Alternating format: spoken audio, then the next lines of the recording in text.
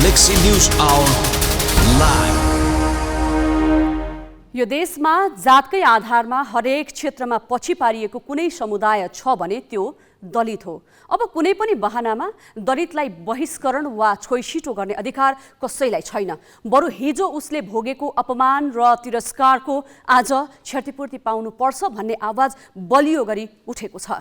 संविधानले पनि राज्यका हरेक संरचनामा दलितको उपस्थितिलाई सुनिश्चित गरेको छ। तर राज्यका प्रमुख निर्णायक शक्ति मानिने राजनैतिक दलहरू नै दलितलाई दोस्रो दर्जामा राखेर व्यवहार गर्दैछन्। हिजोको अन्यायको क्षतिपूर्ति त परै जाओस्, आज आफ्नै योग्यताले पाउनुपर्ने अवसरबाट समेत दलितलाई वञ्चित गरिँदैछ। सदियौंदेखि समाज, राजनीति र आर्थिक क्षेत्रबाट किनारामा पारिएको दलित समुदायलाई अहिले पार्टीबाट टिकट दिँदा समेत उस्तै व्यवहार गरिँदैछ। उनीहरूले प्रमुख र कार्यकारी पदमा उम्मेदवार हुनै गाह्रो छ। केही गरी टिकट पाइहाले पनि निर्वाचन जित्न झन कठिन छ। कुल जनसङ्ख्याको करिब 14% हिस्सा रहेको दलितले जनसङ्ख्याको अनुपातमा प्रतिनिधित्व पाउनै मुस्किल छ। ग्यालेक्सी न्युज आवरमा आज हामी राजनीतिक दलका नेताहरूलाई सोध्नेछौँ, स्थानीय तहमा दलितको प्रतिनिधित्व बढाउन के कुराले रोकेको छ। साथमा हुनेछ उम्मेदवारीका लागि नेताका घरमा आकांक्षीहरूको भिड अनि चुनावको मुखमा सीमा नाकाबाट देश छाड्नेहरूको लर्को।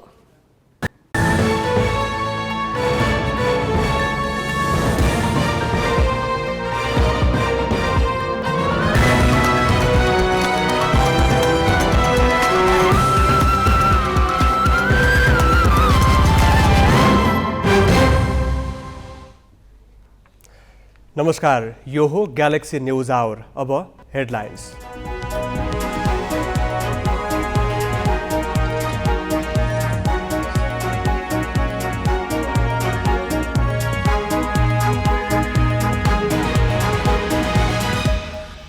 देशभर 753वटै स्थानीय तहमा निर्वाचन अधिकृतका कार्यालय स्थापना, 46 संस्थालाई पर्यवेक्षणको अनुमति, नेताका घर घरमा टिकटका आकांक्षीको भिड। उम्मेदवारी टुङ्ग्याउन बसेको एमाले बैठक निष्कर्षविहीन, सत्ता गठबन्धनको भागबण्डाले स्थानीय तहमा असन्तोष, कतै तालाबन्दी कतै बागी उम्मेदवारीको धम्की। गौतम बुद्ध विमानस्थलको नयाँ धावन मार्ग सञ्चालनमा, बुद्ध पूर्णिमाका दिन कुवेतबाट पहिलो अन्तर्राष्ट्रिय उडान हुने।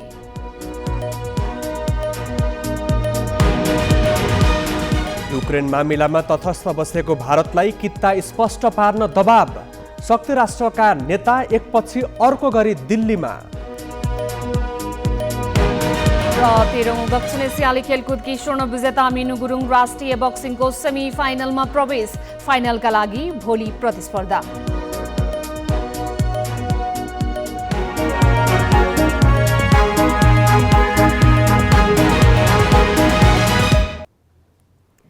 स्थानीय निर्वाचनको मिति जति जति नजिकिँदैछ, टिकट वितरणको रस्साकसी उत्ति नै चर्किँदैछ। सबैजसो दलमा कसलाई टिकट दिने भन्ने विषय पेचिलो बनिरहेको छ। हरेक दलले टिकट वितरणका लागि मापदण्ड त बनाएका छन्, तर काठमाडौँमा रहेका प्रभावशाली नेताका दैला चहर्नुपर्ने अवस्था भने कायमै छ। नेपाली कांग्रेसका केही प्रभावशाली नेताहरूको घरमा बिहानैदेखि टिकटका आकांक्षीको दौड हेर्न लायक छ। म अहिले नेपाली कांग्रेसका नेता डाक्टर शेखर कोइरालाको निवास अगाडि छु। स्थानीय तह निर्वाचनको मिति नजिकिँदै गर्दा नेपाली कांग्रेसमा टिकट वितरणको बस गर्मागर्म बनिरहेको छ र अहिले नेताहरूका घरमा टिकटका आकांक्षी कार्यकर्ताहरूको भिड देख्न सकिन्छ। चितवन रत्नगर नगरपालिका प्रमुखको उम्मेदवारका आकांक्षी रूपनराज घिमिरे पार्टीको विधान र संरचनागत व्यवस्थाका आधारमा अहिले भरतपुरमा हुनुपर्ने हो, नभए चुनावी तयारीका लागि रत्नगरमै। तर अहिले नेता कोइरालाको निवासमा आइपुगेका छन् टिकटका लागि गुहार माग्न। उनीसँगै अरू पनि आकांक्षी टिकटकै लागि कोइराला निवासमा लाम लागेका छन्।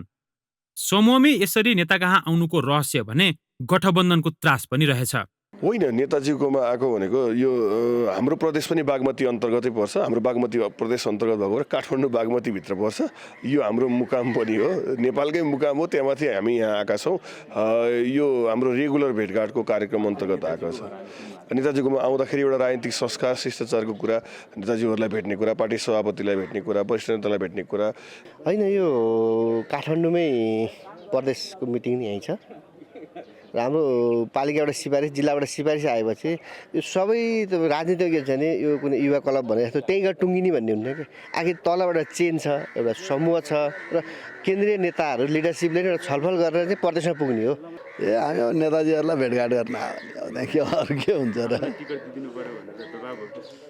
दबाब त किन हुन्छ र यसलाई त दबाब भन्न मिल्दैन नि आफ्नो विषयमा नेताजीहरूसँग त कुरा त राख्नु पर्यो नि। म नेताजीहरूसँग भेटघाट गर्न टिकट अब टिकट भनेको प्राविधिक कुरा हो पाइहाल्यो पाएन भने अब ठिकै छ।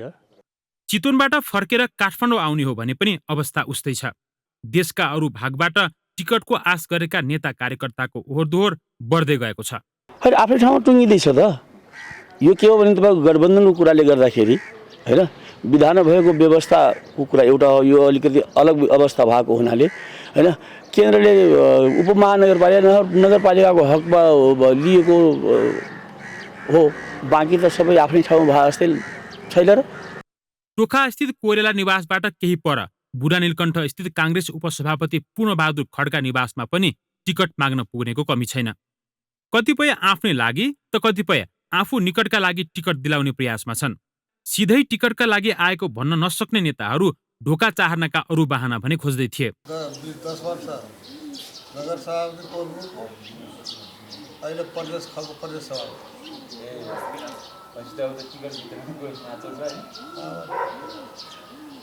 नेताहरूको घरमा लाग्ने भिड प्रधानमन्त्री एवं काङ्ग्रेस सभापति शेरबहादुर देउवाको निवासमा कम हुने कुरै भएन। बालुवाटारको यो चहल पहल हेरौं।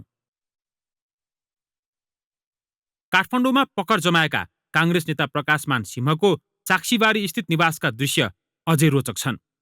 काङ्ग्रेस संस्थापक नेता गणेशमान सिंहको ऐतिहासिक निवासका भित्री कोठाहरूमा नेताका भेला चलिरहेका छन्।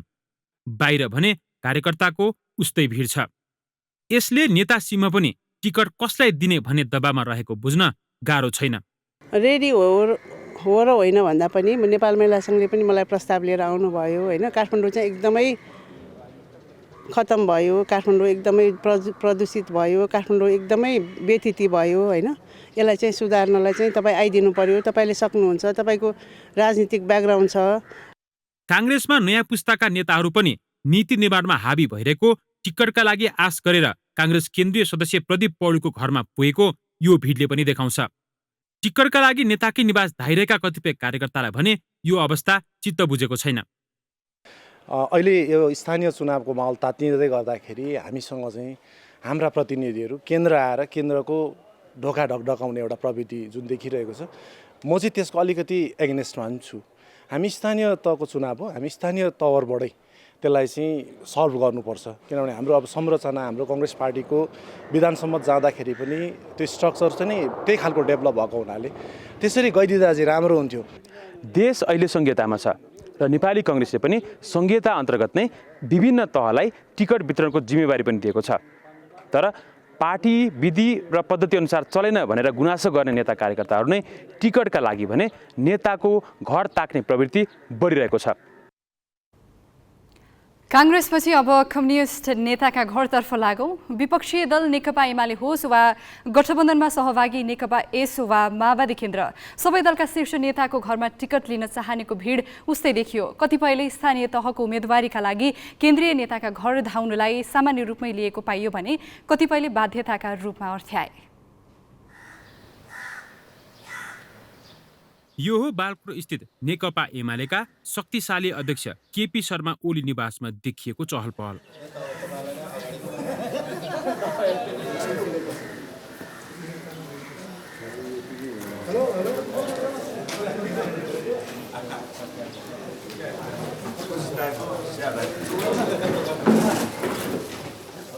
विपक्षी गठबन्धनको नेतृत्व गरिरहेका ओलीको निवासमा अहिले हरेक बिहानदेखि साँझ अबेरसम्म यस्तै चहल पहल देख्न पाइन्छ। चुनावका पार्टी प्रवेश गर्ने होस् वा जिल्लाको रिपोर्टिङ गर्ने नाममा आउनेहरू सबैको अपेक्षा टिकट नै हुने गर्छ। नेताहरूले टिकटका लागि राजधानी आउनु सही नभएको बताए पनि कुराकानी गर्दै जाँदा पार्टीहरूमा हाबी केन्द्रीयताले यो अवस्था ल्याएको तर्क गर्छन्।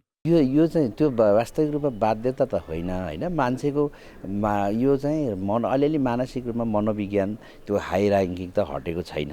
एमाले अध्यक्ष केपी शर्मा ओलीको निवासबाट केही किलोमिटरको दूरीमा रहेको काठमाडौँको कोटेश्वर स्थित सत्ता गठबन्धनमा सहभागी अर्को कम्युनिस्ट दल नेकपा एकीकृत समाजवादीका अध्यक्ष माधव कुमार नेपालको निवासमा पनि ओली निवास बालकोटमा भन्दा कम चहलपहल थिएन। काङ्ग्रेस र माओवादी केन्द्रसँगको गठबन्धनबाट हौसिएको यस दलको भागमा परेका तथा पर्ने सम्भावना रहेका स्थानबाट टिकट माग्दै आउनेहरू प्रशस्तै भेटिए। अझ सम्बन्धित समितिबाट सर्वसम्मत सिफारिस भएकाहरू पनि जित्नका लागि आशीर्वाद दिन नेताका ढोका ढकढक्याएको पाइयो। मूर्त रूप दिन सक्ने भए त यो अहिले आउनै पर्दैन। तपाईँहरूलाई थाहा, सङ्घीयताको मर्म भनेको सङ्घले सहयोग गर्ने हो, उहाँहरूलाई चाहिएको बेलामा सुझाव दिने हो, सहयोग गरेर नीति बनाइदिने हो, अन्तर्राष्ट्रिय नीतिहरू बनाउने हो, अन्तर्राष्ट्रिय सहयोगका कुराहरू भए। हामी त केन्द्रको मातहतमै जति स्वायत्त भने पनि मातहत त केन्द्रकै छौँ, उसले कानुन नबनाए हामीले बनाउन पाउँदैनौँ। सत्ता गठबन्धनकै अर्को घटक माओवादी केन्द्रका अध्यक्ष पुष्पकमल दाहाल उपत्यका बाहिर रहेका कारण उनको निवासमा चहल पहल केही समय रोकिएको छ। तर उनी जहाँ पुग्छन् आकाङ्क्षीहरूको लड्को उतै लाग्छ।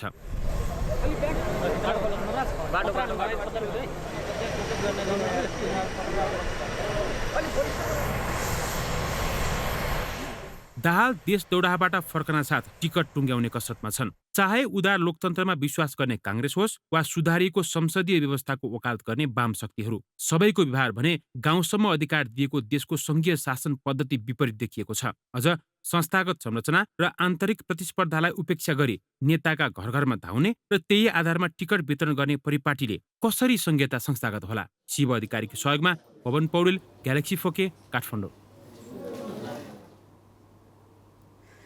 सत्ता गठबन्धनले महानगर र उपमहानगरमा दलीय भागभण्डा मिलाएपछि नेकपा एमाले उम्मेद्वारको नाम तय गर्न कसिएको छ। उम्मेद्वार टुङ्ग्याउन आज भक्तपुरको बालकोट स्थित अध्यक्ष केपी शर्मा ओलीको निवासमा सचिवालय बैठक पनि बस्यो। तर आजको बैठक निष्कर्षमा पुग्न नसकेपछि पर्सि शनिबार फेरि बस्ने गरी टुङ्गिएको प्रचार विभाग प्रमुख पृथ्वी सुब्बा गुरुङले जानकारी दिए।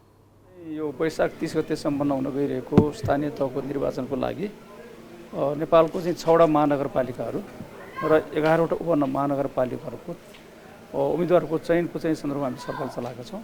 आज चाहिँ 7वटै प्रदेश कमिटीहरूले पठाएका सिफारिसको आधारमा हामीले छलफल चलाएको, सिफारिसमाथि आधारित गरेर छलफल चलाएका छौँ। र आज चाहिँ हामीले कुनै ठोस निष्कर्ष निर्णय गरेका छैनौँ। 7वटा प्रदेश कमिटीहरूले पार्टी हेडक्वार्टरमा पठाएको सिफारिसमा सम्मिलित या समावेश भएका नामहरूको बारेमा आज पार्टी हेडक्वार्टरको तर्फबाट महासचिव कमलले चाहिँ जानकारी गराउने काम भएको छ। र त्यसको बारेमा चाहिँ फैसला हामी चाहिँ पर्सि हुने चाहिँ बैठक, पर्सि वैशाख 10 गते 3 बजे यही बालकोटमा हुने बैठकले 6वटा महानगरपालिका उम्मेदवारको चाहिँ प्रमुख उपप्रमुखहरूको र 11वटा उपमहानगरपालिकाको प्रमुख र उपप्रमुखहरूको निर्णय गर्छौँ। हामी भरतपुर महानगरपालिकाको प्रमुखको चाहिँ उम्मेदवार रूपमा चाहिँ विजय सुवेदीको मात्रै चाहिँ सिफारिस भएको छ। त्यस्तै वीरगञ्ज महानगरपालिकाको प्रमुखको चाहिँ उम्मेदवार रूपमा विजय सरावगी एकजनाको मात्रै सिफारिस भएको छ होइन। अनि ललितपुर महानगरपालिकाको प्रमुख रूपमा चाहिँ हरिकृष्ण व्यञ्जनकार एकजनाको मात्रै नाम सिफारिस भएको छ। अरू चाहिँ महानगरपालिका उपमहानगरपालिकाका प्रमुख उपप्रमुखहरूमा धेरैजनाको नाम छ। त्यसमा आवश्यक छलफल गरेर हामी निष्कर्षमा पुग्छौँ। पोखरामा 12 जनाको नाम आएको छ। तर सामान्यतः हामी के भन्छ गण्डकीको हकमा चाहिँ गण्डकीमा अझै पनि सरकार चाहिँ फेरबदल हुन सक्ने सम्भावना, बन्न सक्ने पनि सम्भावना मध्यनजर राखेर गण्डकीको कुनै पनि माननीय सदस्यहरू जो प्रदेश सभा सदस्यहरू छन् उहाँहरूलाई चाहिँ हामी यसपटक चाहिँ स्थानीय तहको चुनावमा चाहिँ अगाडि सार्दैनौँ।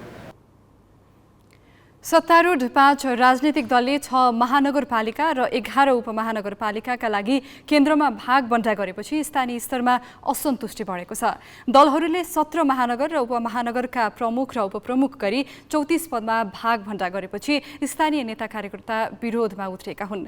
केन्द्रको निर्णयको विरोध स्वरूप कतिपय ठाउँमा पार्टी कार्यालयमा तालाबन्दी गरेको छ भने कतिपय ठाउँमा स्वतन्त्र उम्मेदवारीको तयारी भएको छ।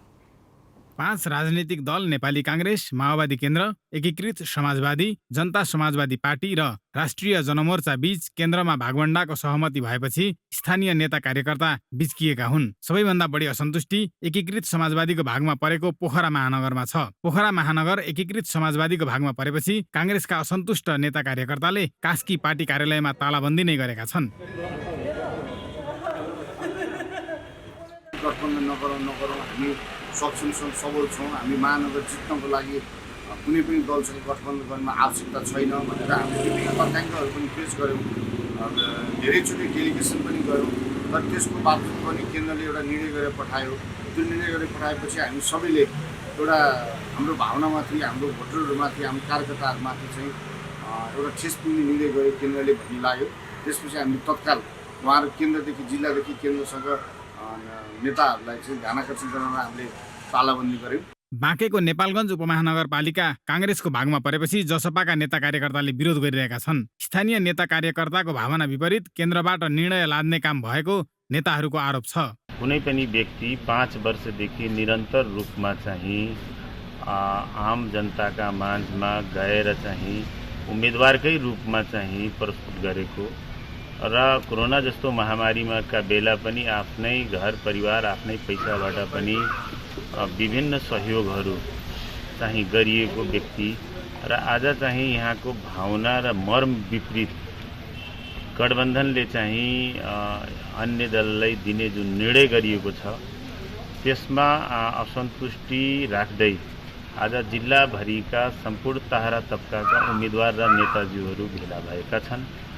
जनकपुर उपमहानगरपालिका जसपालाई दिने सहमति भएपछि काङ्ग्रेसका नेता कार्यकर्ताले विरोध गरिरहेका छन्। काङ्ग्रेस नेता विमलेन्द्र निधिले त अहिलेको भागभण्डाले मधेसबाट काङ्ग्रेस बढाइने टिप्पणी गरेका छन्। त्यस्तै धरान उपमहानगरका वडामा समेत मनपरी भागभण्डा गरिएको आरोप लगाउँदै काङ्ग्रेसका स्थानीय नेता कार्यकर्ताले नेतृत्वको चर्को आलोचना गरेका छन्। चर्को असन्तुष्टि जनाउँदै आएका भरतपुरका काङ्ग्रेस नेता कार्यकर्ता भने माओवादी केन्द्रलाई दिने गरी सहमति भइसकेपछि भने चुपचाप छन्। बुधबार भएको 5 दलीय सहमति अनुसार काङ्ग्रेसको भागमा काठमाडौँ, ललितपुर र विराटनगर महानगरपालिका परेको छ भने भरतपुर माओवादी केन्द्र, पोखरा एकीकृत समाजवादी र वीरगञ्ज महानगरपालिका जसपाको भागमा परेको छ। त्यस्तै धरान, इटहरी, कलैया, बुटवल, तुलसीपुर, नेपालगञ्ज र धनगढी उपमहानगर काङ्ग्रेसको पोल्टामा परेको छ भने जितपुर, सिमरा र घोराई माओवादी केन्द्रले पाएको छ। हेटौँडा एकीकृत समाजवादीको भागमा पर्दा जसपाको भागमा जनकपुर परेको छ।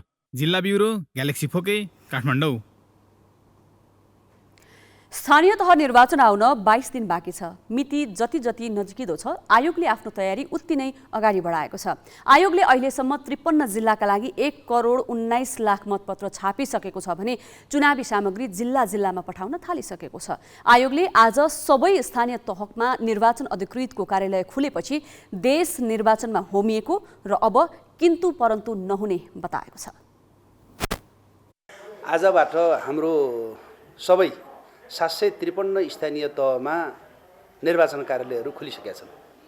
यसको तात्पर्य सबै निर्वाचनको माहौलमा सहभागी हुनुहुने मतदाता, उम्मेदवार र त्यसलाई सहयोग गर्ने समुच्च समुदाय आजबाट निर्वाचनमा होमियो। अब निर्वाचन चाहिँ होमियो, कुनै हालतमा अब किन्तु परन्तु छैन भन्ने कुरो छ्याङ्गै बुझ्नु भएको छ। किनभने हाम्रो सबै 753 तहमा निर्वाचन कार्यालयहरू खुलिसके। ती निर्वाचन कार्यालयहरू आफूले गर्नुपर्ने कार्यतालिका जुन निर्वाचन आयोगले दिएको छ त्यो कार्यतालिका अनुसार उहाँहरूले काम सुरु गरिसक्नु भएको छ। अब हाम्रो बाँकी भनेको यता निर्वाचनको व्यवस्थापनका कामहरू पनि लगभग हामीले सबै सकिसक्यौँ। काठमाडौँपछि धेरै मतदाता भएको महानगरपालिका हो कास्कीको पोखरा, जहाँ 2,07,712 मतदाता छन्। यीमध्ये 39,644 जनाले त पहिलोपल्ट आफ्नो मताधिकार प्रयोग गर्दैछन्। यी मतदाताले कसलाई महानगरको नेतृत्व सुम्पिएलान् त? दलहरू बीचको समीकरण र उम्मेदवारको रस्साकसी कस्तो चलिरहेको छ त? हेरौँ यो सामग्री। 2074 सालको स्थानीय निर्वाचनमा ठूला दलका माथिल्ला तहका नेता कसैले पनि महानगर उपमहानगरको नेतृत्वमा आँखा लगाएका थिएनन्। अहिले भने सङ्घ र प्रदेशमा सांसद र मन्त्री भइसकेकादेखि विभिन्न उपल्ला तहका जिम्मेवारीमा रहेकाहरू पनि नगर प्रमुखको उम्मेद्वार बन्न हानाथाप गरिरहेका छन्। पोखरा महानगरपालिकामा पनि माथिल्लो जिम्मेवारी छाडेर मेयरमा उठ्न खोज्नेहरू देखिएका छन्। विशेषतः एमालेमा त्यस्तो देखिएको छ। एमालेमा 12 आकाङ्क्षी उम्मेद्वारको अनिकाल। महानगर र उपमहानगरको उम्मेद्वार टुङ्ग्याउन बसेको एमालेको केन्द्रीय सचिवालय बैठक निष्कर्षमा पुग्न सकेन। पोखरा महानगरका लागि प्रदेश सभाका 2 सांसद राजीव पहाडी र कृष्ण थापासहित 12 जनाको नाम स्थानीय संयन्त्रबाट पठाइएको थियो। तर भएका प्रदेश सांसदलाई राजीनामा गराएर पोखरा महानगरमा उम्मेद्वार उठाउने सम्भावना नरहेको नेताहरूले बताएका छन्। यस नीतिले पहाडी र थापाको दौड समाप्त हुन्छ। यस्तै पार्टी केन्द्रीय सदस्य भीम कार्के, मीना कुमारी गुरुङ, प्रदेश उपसचिव रश्मि आचार्य, प्राध्यापक विश्वकल्याण पराजुले, पोखरा 13 का वडाध्यक्ष दर्शन लामा, पुष्पज्योति ढुङ्गाना, पुष्पराज अधिकारी, दीपक पौडेल, बालसिंह काउछा मगर र सावित्री भण्डारी लगायतको नाम सिफारिस भएकामा प्रदेशले पनि तिनै नाम माथिल्लो कमिटीमा पठाएको थियो। यी मध्ये रश्मि आचार्य पृथ्वीनारायण क्याम्पसका 2065 का सोभियु सभापति हुन् भने पुष्पज्योति ढुङ्गाना व्यवसायी हुन्। त्यसो त पोखरामा एमाले उपमहासचिव पृथ्वी सुब्बा गुरुङ र स्थायी कमिटी सदस्य खगराज अधिकारीको प्रतिष्ठाको लडाईँ पनि चलिरहेको छ। निर्णायक घडीमा यी दुई मध्ये जो प्रभावी हुन्छन् उनले नै सिफारिस गर्ने नाम एमालेका तर्फबाट पर्यटकीय नगरी पोखराको महानगर प्रमुखको उम्मेदवार बन्नेछन्। बलियो गठबन्धन तर नयाँ दललाई उम्मेदवारको भार। बुधबार टुङ्गिएको सत्ता गठबन्धनको भाग बण्डाले पोखरा महानगर माधव नेपाल नेतृत्वको एकीकृत समाजवादीको भागमा परेको छ। त्यसो हुँदा पोखरामा गठबन्धन र एमाले बीच नै मुख्य रूपमा प्रतिस्पर्धा हुने देखिएको छ।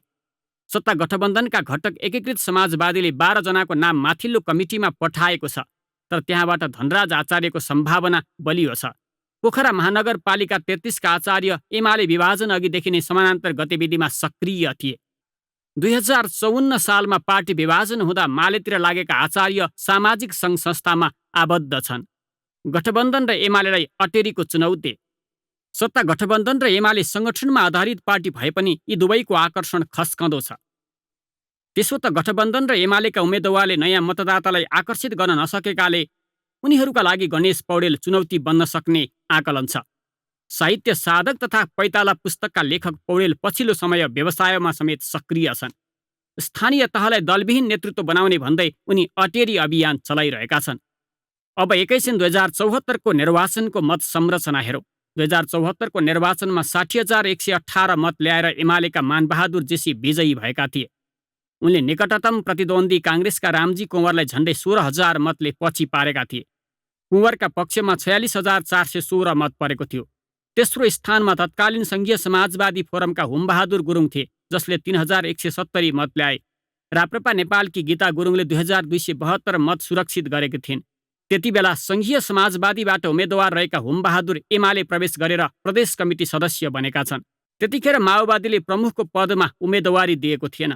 उसले भरतपुर महानगरमा जस्तै काङ्ग्रेससँग तालमेलको सम्भावना देखेको थियो। तर काङ्ग्रेसले मेयर र उपमेयर दुवैमा उम्मेदवारी दिएपछि माओवादीले धोका खायो र उसले उपमेयर गोमा ढकालका नाममा 8,796 मत सुरक्षित गर्यो। कसको पल्ला भारी? विगतको मत संरचना र साङ्गठनिक आधार हेर्दा गठबन्धन र एमाले बीच नै टक्कर हुने देखिएको छ।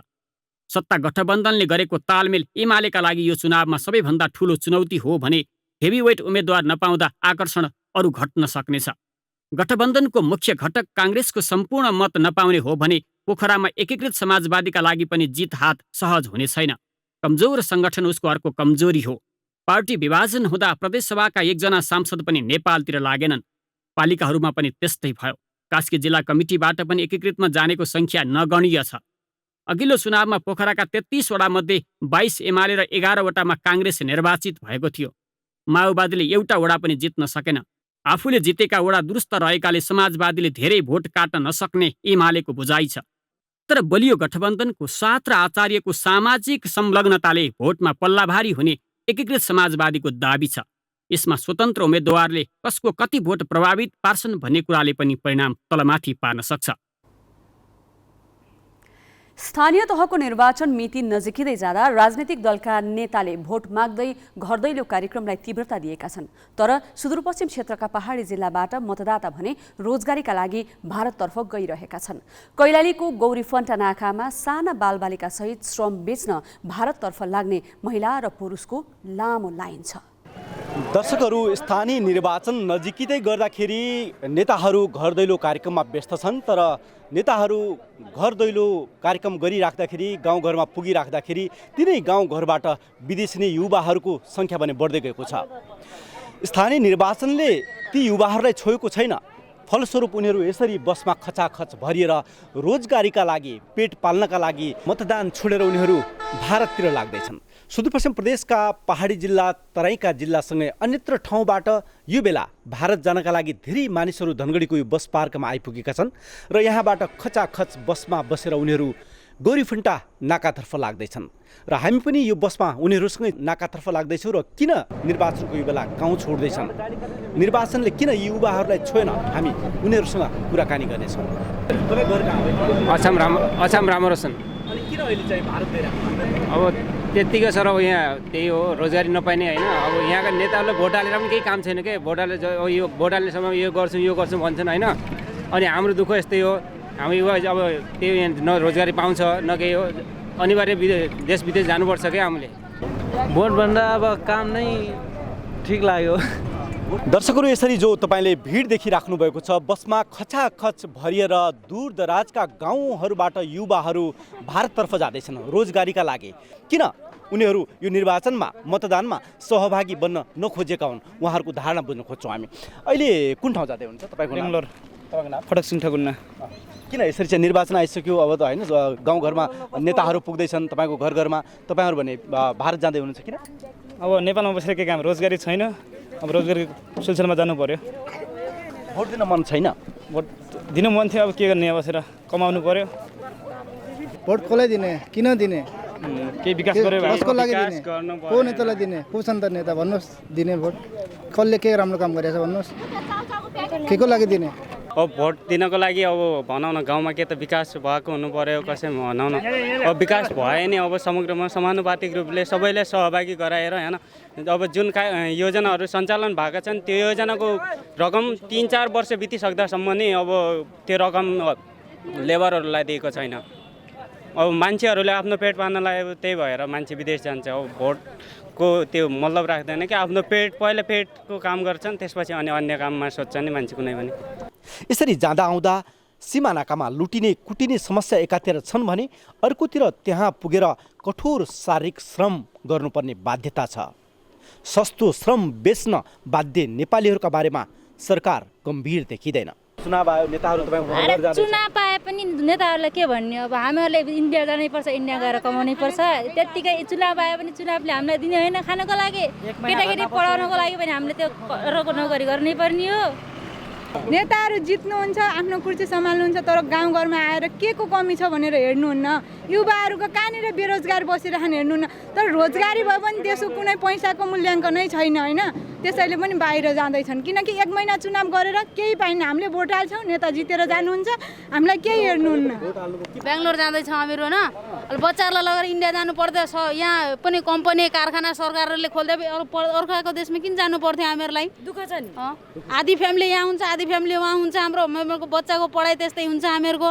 यसरी निर्वाचनको यो बेला मात्र होइन, अघि पछि पनि हजारौं नेपालीहरू कामको खोजीमा यी नाकाहरूबाट भारत पस्ने गरेका छन्। दर्शकहरू, यसरी चिन्ता मतदानको होइन, चिन्ता निर्वाचनको पनि होइन, चिन्ता पेटको छ, चिन्ता परिवार पाल्नको छ। यसकारण निर्वाचन छोडेर यो गौरीफन्टा नाका र कञ्चनपुरको गड्डा चौकी नाकाबाट कर्णाली र सुदूरपश्चिमका गाउँबाट युवाहरू कामको खोजीमा भारत गइराखेका छन्। यो दृश्यले पनि सरकारलाई झकझकाउनु पर्छ, 3 तहका सरकारलाई सोच्न बाध्य बनाउनु पर्छ। यो दृश्यले यतातिर सरकारको ध्यान कहिले जाने हो? क्यामेरामा पुष्कर नेपालीका साथ हिक्मत रावल, गौरीफन्टा नाका, ग्यालेक्सी फोके। उम्मेदवारीको रस्साकस्सी र निर्वाचन सम्बन्धी अरू गतिविधिको अद्यावधिक जानकारी हामी दिँदै जानेछौँ। अब केही न्युज संक्षेपमा। निर्वाचन आयोगले स्थानीय तह चुनावको प्रयोजनको लागि देशैभर निर्वाचन अधिकृतको कार्यालय स्थापना गरेको छ। आयोगले आज 77वटै जिल्लामा मुख्य निर्वाचन अधिकृत र 676 स्थानीय तहमा निर्वाचन अधिकृतको कार्यालय खोलेको हो। मुख्य निर्वाचन अधिकृतको कार्यालयले जिल्ला सदरमुकाम रहेको स्थानीय तहमा निर्वाचन गराउनेछ। हरेक कार्यालयमा 9 जनाको दरले कर्मचारी खटाइएको छ। वैशाख 30 गते निर्वाचनको लागि 11 र 12 गते उम्मेदवारी दर्ताको तालिका रहेको छ। निर्वाचन कार्यालय मत परिणाम सार्वजनिक नभएसम्म कायम रहनेछ। आयोगले निर्वाचन पर्यवेक्षकको लागि 44वटा संस्थालाई अनुमति दिएको छ। ती संस्थालाई 10,000 भन्दा बढी पर्यवेक्षक परिचालन गर्न अनुमति दिएको हो। आयोगसँग 65वटा संस्थाले पर्यवेक्षकको अनुमति मागेका थिए। बुढी गण्डकी जलविद्युत आयोजना सरकारले चिनिया कम्पनीसँग खोसेकोमा चीनले असन्तुष्टि जनाएको छ। नेपालको लागि चिनिया राजदूत हो यान्सीले आज भर्चुअल पत्रकार सम्मेलन गरी असन्तुष्टि सार्वजनिक गरेकी हुन्। उनले नेपालमा सरकार बदलिएसँगै नीति परिवर्तन हुने कुराले चिनिया लगानीकर्तालाई समस्यामा पारेको बताइन्। सरकारले चिनिया कम्पनी गेजुवालाई बुढी गण्डकी जलविद्युत आयोजना बनाउन दिने निर्णय खारेज गरेको 2 सातापछि चीनले असन्तुष्टि पोखेको हो।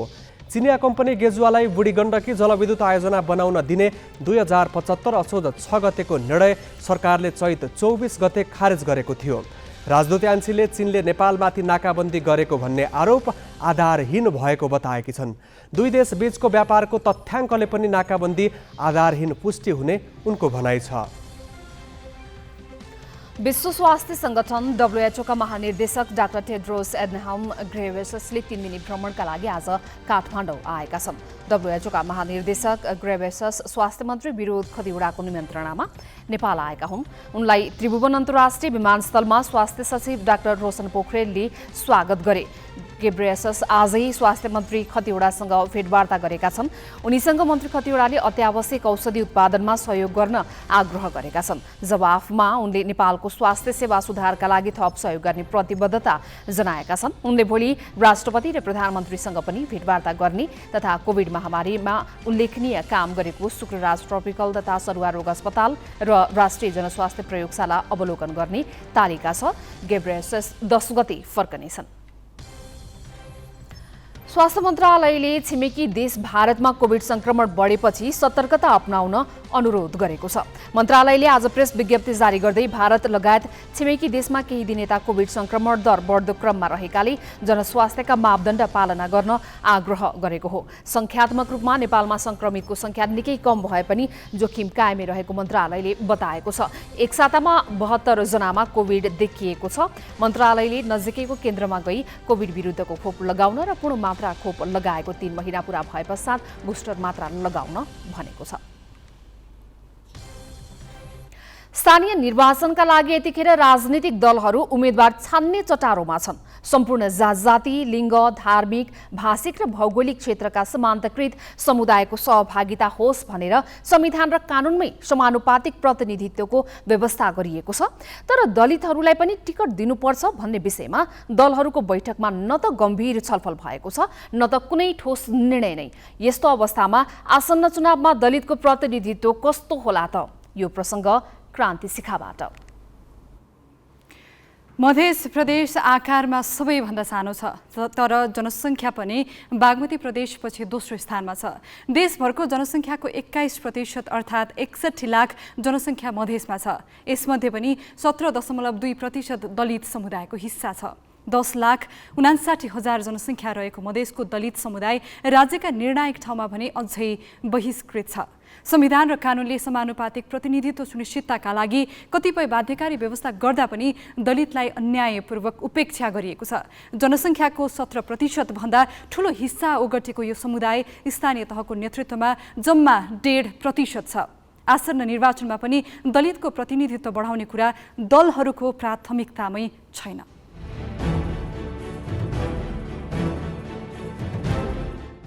मध्य प्रदेशका 8 जिल्लामा 136 स्थानीय तह छन्, तर धनुषामा 1 र सिराहामा 1 गरी जम्मा 2 वटा नगरपालिकामा मात्र दलितले नेतृत्व गर्न पाएका छन्, जुन पुग नपुग 1.5% हुन्छ।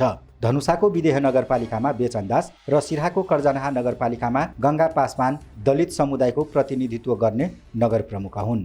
136 वटै स्थानीय तहमध्ये सप्तरीका तिरहुत र रूपनी गाउँपालिका अनि मोहतरीको पिपरा गाउँपालिकामा दलित समुदायका उपाध्यक्ष छन्। सप्तरीको सुरुङ्गा र शम्भुनाथ नगरपालिकाको उपप्रमुख पनि दलित छन्। यो कुल सिट सङ्ख्याको 3.7% हुन्छ।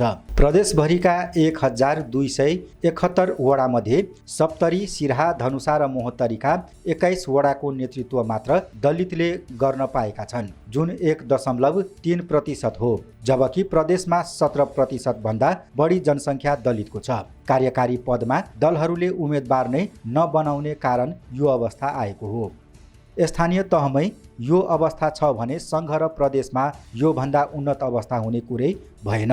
प्रतिनिधि सभामा मधेसबाट 1.7% दलित प्रतिनिधि पुगेका छन् भने प्रदेश सभामा पुग नपुग 6.5% दलितले ठाउँ पाएका छन्। मधेसमा 197 वटा वडा सदस्य पद दलितका लागि आरक्षित गरिएका छन्। 2074 को स्थानीय तहको निर्वाचनमा दलित र महिलालाई आरक्षित स्थानमा राजनीतिक दलहरूले बाध्य भएर प्रतिनिधित्व गराए पनि ती बाहेकका ठाउँमा टिकट नै दिन कन्जुस्याई गरेको देखिन्छ।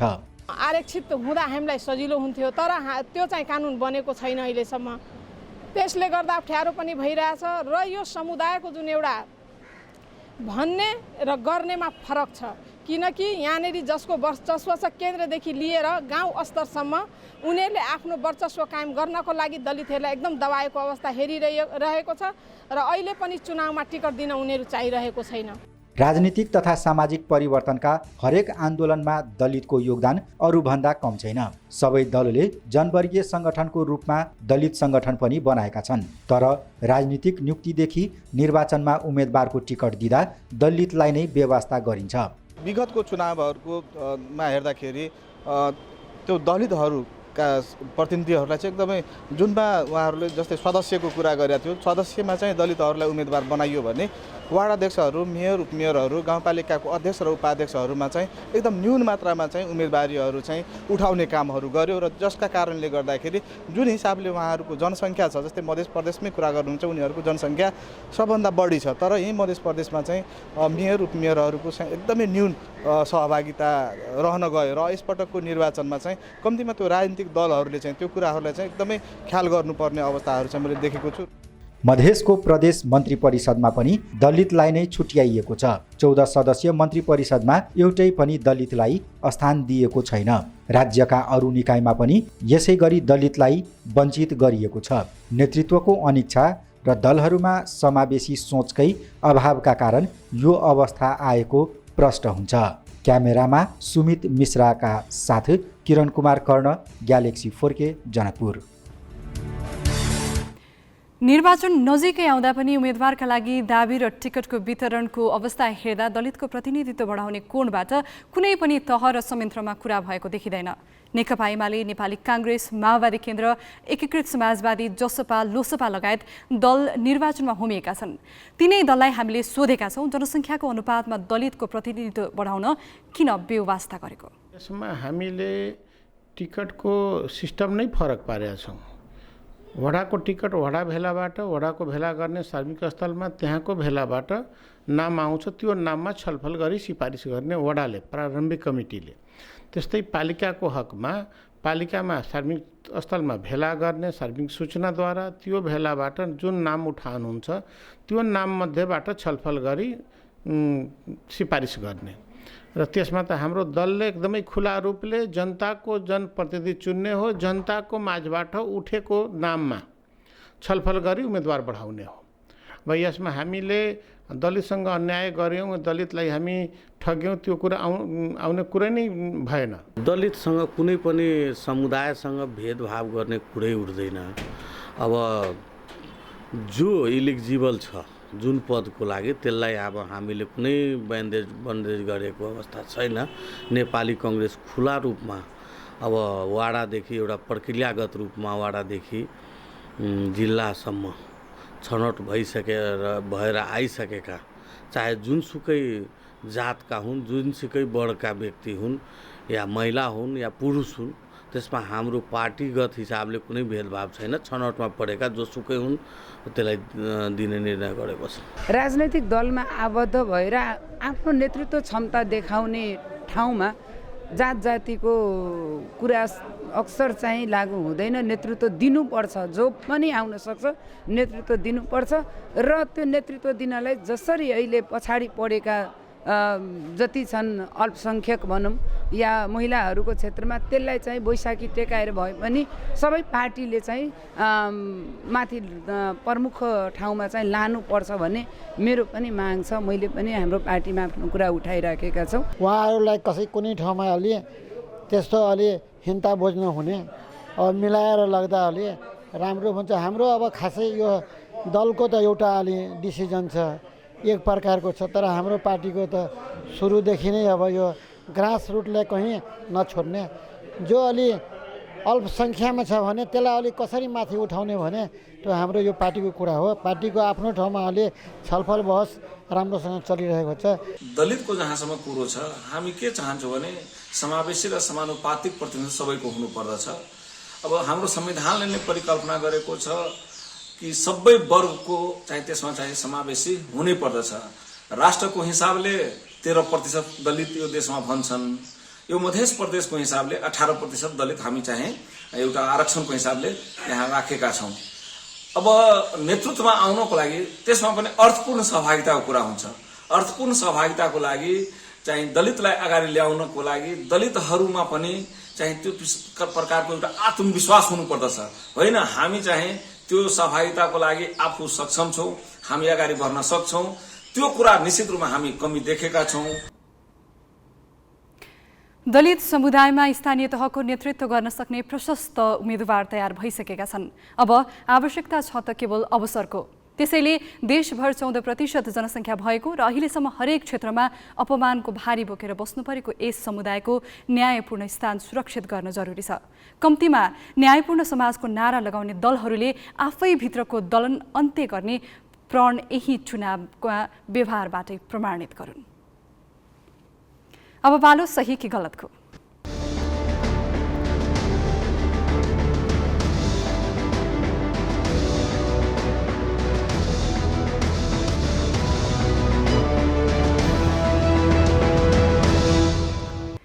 सही कि गलतमा हिजो हामीले सोधेको प्रश्न थियो, स्कुलमा पार्टीमा विद्यार्थी संगठन खोल्न प्रधानमन्त्री शेरबहादुर देउवाले दिएको निर्देशन कस्तो लाग्यो? ग्यालेक्सी एपमा सहीको पक्षमा 3% र गलतको पक्षमा 97% मत प्राप्त भएको छ। मत व्यक्त गर्नुहुने सम्पूर्ण दर्शकलाई धन्यवाद। अब आजको प्रश्न, स्थानीय तहको उम्मेदवारका लागि टिकट पाउन केन्द्रीय नेताहरू घर घर जानु सही कि गलत? तपाईले आफ्नो मत ग्यालेक्सी 4 टिभी एपमा गएर राख्न सक्नुहुन्छ। यसको अन्तिम परिणाम भोलिको न्युज आवरमा प्रसारण गरिनेछ। Galaxy app Google play store र एप स्टोरबाट डाउनलोड गर्न सक्नुहुन्छ। अब केही न्युज संक्षेपमा।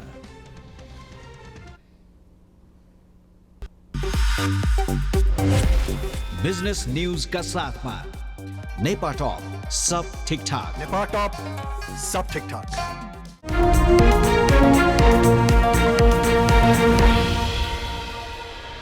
त्रिभुवन अन्तर्राष्ट्रिय विमानस्थल सञ्चालनमा आएको 74 वर्षपछि मुलुकमा अर्को अन्तर्राष्ट्रिय विमानस्थल सञ्चालनमा आएको छ। भैरवा स्थित गौतम बुद्ध विमानस्थल औपचारिक रूपमा सञ्चालनमा आएको हो। 1958 जुलाई 4मा आन्तरिक विमानस्थलको रूपमा सञ्चालनमा आएको भैरवा विमानस्थल 6 दशकपछि अन्तर्राष्ट्रिय विमानस्थलमा स्तरोन्नति भएको हो। गौतम बुद्धको नयाँ धावन मार्गमा आज यति एयरलाइन्सले पहिलो औपचारिक उडान भरेको छ भने बुद्ध एयरको जहाज पहिलो पटक अवतरण भएको छ। नेपाल नागरिक उड्डयन प्राधिकरणका महानिर्देशक प्रदीप अधिकारीले नेपाली उड्डयनको 74 वर्ष इतिहासमा यो कोसे ढुङ्गा भएको बताए। विमानस्थलको पुरानो 1500 मिटर लामो धावन मार्ग बन्द गरेर अन्तर्राष्ट्रिय तर्फको 3000 मिटर लामो नयाँ धावन मार्ग सञ्चालन गरिएको छ। अन्तर्राष्ट्रिय उडान भने जेठ 2 गते बुद्ध जयन्तीको दिनदेखि हुनेछ। यसको लागि कुवेतको जजिरा एयरवेजले अनुमति लिएको छ। विश्व बैंकले नेपालको सरकारी ऋण नियन्त्रण बाहिर नगएकाले खासै डराउनु नपर्ने भनेको छ। विदेशी मुद्राको ढुकुटी खुम्चिरहेका बेला विश्व बैंकले आश्वस्त पार्न खोजेको हो। रुस युक्रेन युद्धले कतिपय वस्तुको औसत महँगी नै 20% हाराहारी पुगेको कारण नेपालमा विदेशी मुद्राको ढुकुटीबाट दबाव परेको बैंकले बताएको छ। धेरै ठुलो ऋण नभएकाले डराइहाल्नुपर्ने अवस्था नरहे पनि बाह्य क्षेत्रको अस्तित्व नेपालको लागि मुख्य चुनौतीपूर्ण भएको उल्लेख छ।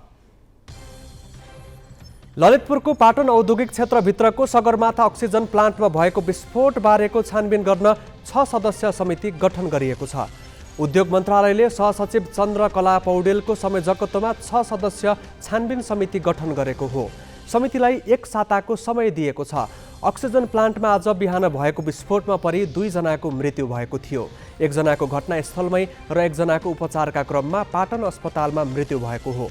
मृतक दुवै भारतीय नागरिक हुन्। घाइते 6 जनालाई उपचारपछि डिस्चार्ज गरिएको छ।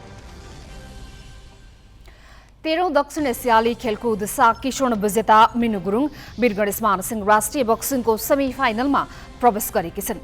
काठमाडौँमा जारी प्रतियोगिताको 51 किलो तौल समूहमा नेपाली सेनाकी मिनुले बागमती प्रदेशकी अस्मिता दुवाललाई पराजित गरिन्। मिनुले फाइनल प्रवेशका लागि माया खत्रीसँग खेल्नेछिन्। यही तौल समूहको अर्को सेमी फाइनलमा सन्जु मायाथिङ र दिवाना शेर्मा बीच प्रतिस्पर्धा हुनेछ।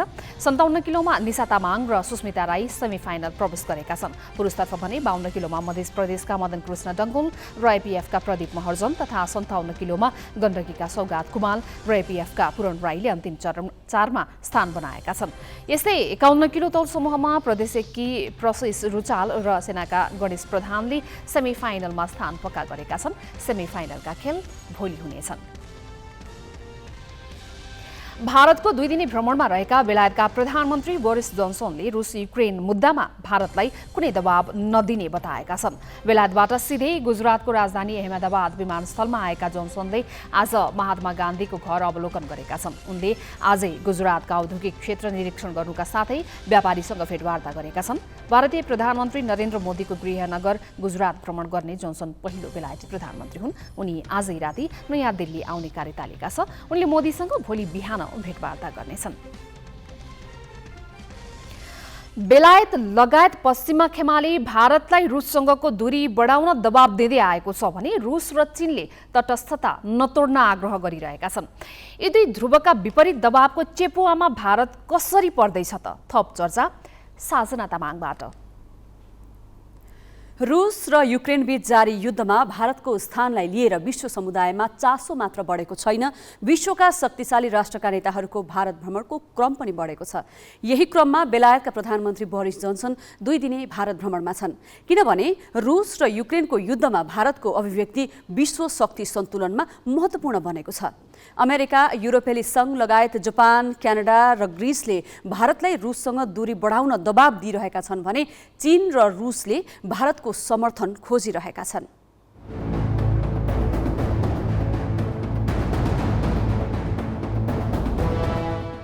रुसले युक्रेनमा आक्रमण सुरु गरेपछि लगालग विश्वका नेताहरूको भारत भ्रमण यसरी बढिरहेको छ कि मानौ भारत नै विश्व राजनीतिको केन्द्र बन्दैछ।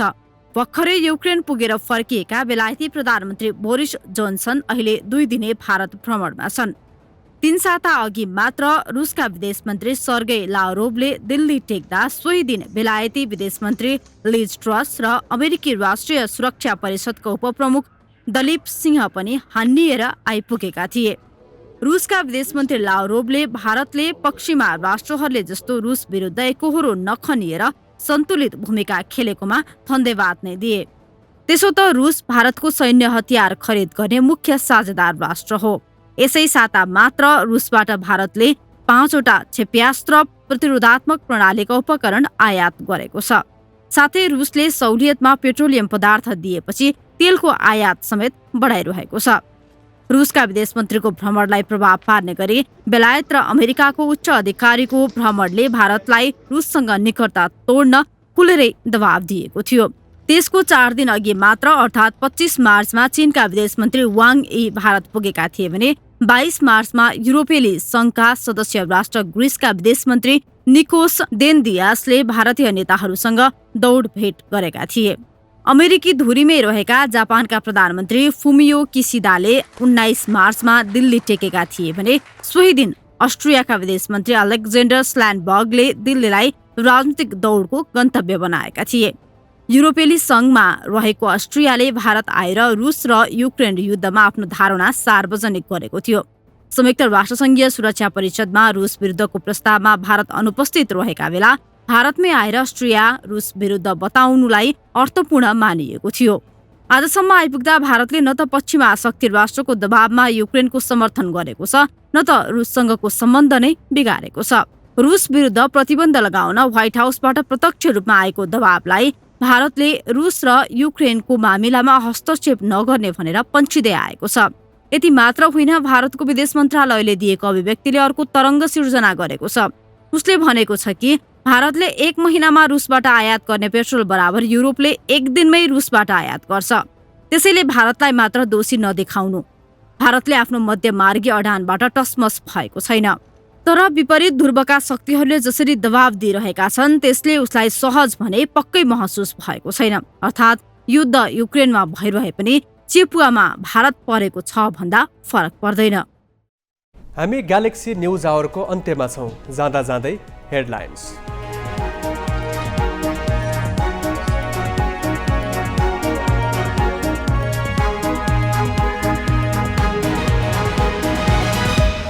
देशभर 753वटै स्थानीय तहमा निर्वाचन अधिकृतका कार्यालय स्थापना, 46 संस्थालाई पर्यवेक्षणको अनुमति, नेताका घर घरमा टिकटका आकांक्षीको भिड।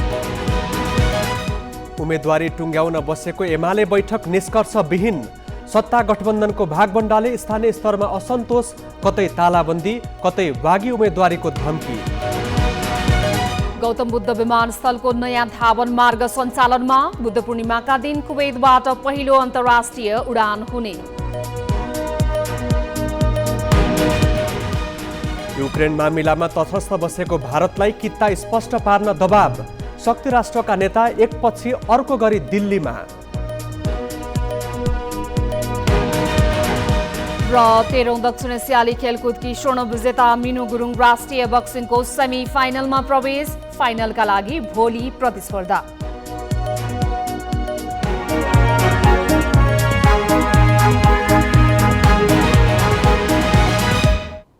आजलाई ग्यालेक्सी न्युज आवर सकियो। नमस्ते।